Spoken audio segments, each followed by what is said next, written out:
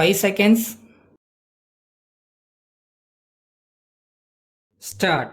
சட்டமன்றத்தில் ஓர் உறுப்பினர் பேசியதாவது: தலைவர் அவர்களே, தமிழக சுற்றுலாத்துறை அந்நிய செலாவணியை ஈட்டுகிற துறையாக இருக்கிறது.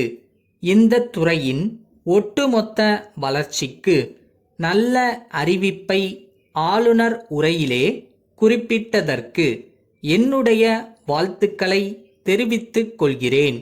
என் தொகுதியிலே இருக்கின்ற பக்கிங்ஹாம் கால்வாயிலே சுற்றுலா பயணிகள் செல்வதற்கான படகு சவாரியை ஏற்படுத்துமாறு கேட்டுக்கொள்கிறேன்.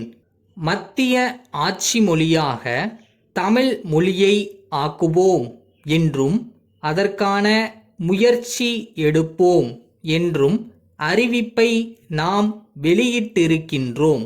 அதை உடனடியாக செய்வதற்கான முயற்சி எடுக்க வேண்டுமென்று கேட்டுக்கொள்கிறேன். தமிழ் வழியிலே பயிலுகின்ற மாணவர்களுக்கும் மாணவிகளுக்கும் இளைஞர்களுக்கும் வேலை வாய்ப்பிலே முன்னுரிமை கொடுக்க வேண்டுமென்ற அறிவிப்பையும் அறிவிக்க வேண்டுமென்று கேட்டுக்கொள்கிறேன். சுனாமி போன்ற பல்வேறு இயற்கை சீற்றங்கள் ஏற்படும் போது கடல் பக்கத்திலே வாழும் மக்களுக்கும் அங்கே இருக்கிற மீனவ தோழர்களுக்கும் மிக பெரிய பாதிப்புகள் ஏற்படுகின்றன. அவற்றை தடுப்பதற்கு கடற்கரையோர பகுதிகளிலே மீனவர்கள் வசிக்கின்ற அந்த கிராம பகுதிகளிலே தூண்டில் வளைவு அமைத்து கொடுக்குமாறு நான் கேட்டுக்கொள்கிறேன். என்னுடைய தொகுதியிலே பல்வேறு பிரச்சனைகள் இருந்து கொண்டிருக்கின்றன. கலை கல்லூரியிலே இதுவரையில் பட்ட மேற்படிப்பு இல்லை. பட்ட மேற்படிப்பு பிரிவுகளை துவக்கிட வேண்டுமென்று கேட்டுக்கொள்கிறேன். தொடர்ந்து கடந்த 5 ஆண்டுகளாக சட்டமன்றத்திலே ஒவ்வொரு கூட்டத் தொடரிலும் நான் கேட்ட திட்டங்கள் கிடப்பிலே கிடக்கின்றன. 5 ஆண்டுகளுக்கு முன்பு ஒரு அணை உடைந்தது. அப்போது புதிய அணை கட்ட திட்ட மதிப்பீட்டை 40 லட்ச ரூபாயில் தயாரித்தார்கள். இன்றைக்கு அதன் திட்ட மதிப்பீடு 1 கோடி ரூபாயை எட்டிவிட்டது. அந்த திட்டம் தயாரிக்கப்பட்டு கொண்டிருக்கிறதே தவிர இதுவரையிலே நடைமுறைப்படுத்தப்படவில்லை. அதை உடனடியாக துவக்க வேண்டுமென்று கேட்டுக்கொள்கிறேன். அதனால் 50 கிராமங்களைச் சேர்ந்தவர்கள் பயனடைவார்கள் என்று சொல்லிக் கொள்கிறேன். மாமல்லபுரம் சிற்பக்கலை கல்லூரியிலே பட்டய படிப்பு இருந்தது. 8ஆம் வகுப்பு படித்த மாணவர்கள் கூட அங்கே கல், உலோகம், மரச்சிற்ப துறைகளில் படிக்கக்கூடிய வாய்ப்பு இருந்தது. இப்போது அதை நீக்கியிருக்கிறார்கள். அந்த பட்டய படிப்பை மீண்டும் கொண்டு வர வேண்டுமென்று கேட்டுக்கொள்கிறேன்.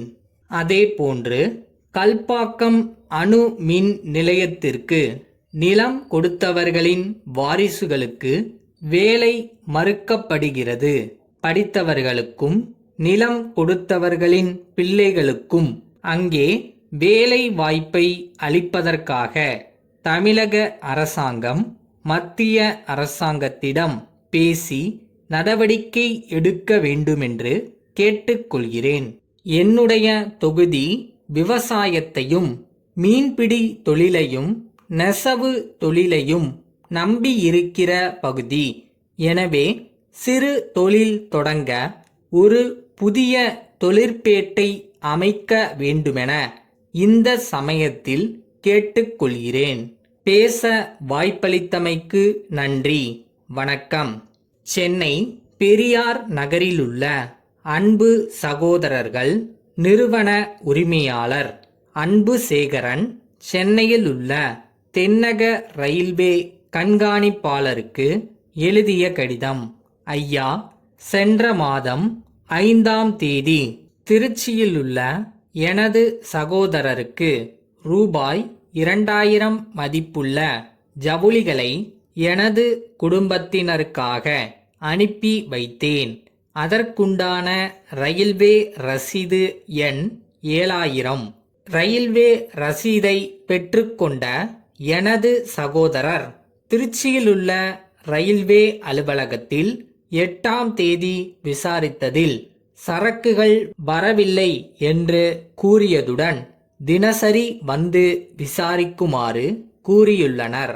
இன்று காலை திருச்சியிலுள்ள தென்னக ரயில்வே கண்காணிப்பாளர் சரக்குகள் வந்து சேரவில்லை என ஒரு அறிக்கையுடன் மேற்படி சரக்கு சரியானபடி அனுப்பி வைக்கப்பட்டதா என்பதை சென்னையில் விசாரிக்குமாறு பணித்துள்ளார்.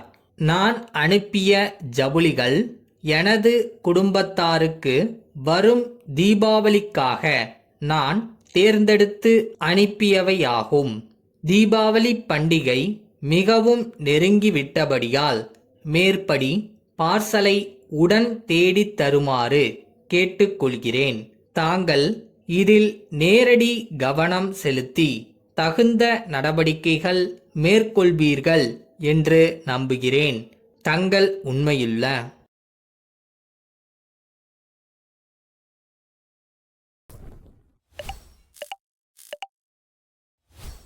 உங்ககிட்ட என்ன இருக்குன்றது முக்கியம் இல்ல, உங்களால என்ன செய்ய முடியும்ன்றதுதான் முக்கியம். ஞாபகம் வருகிறதா?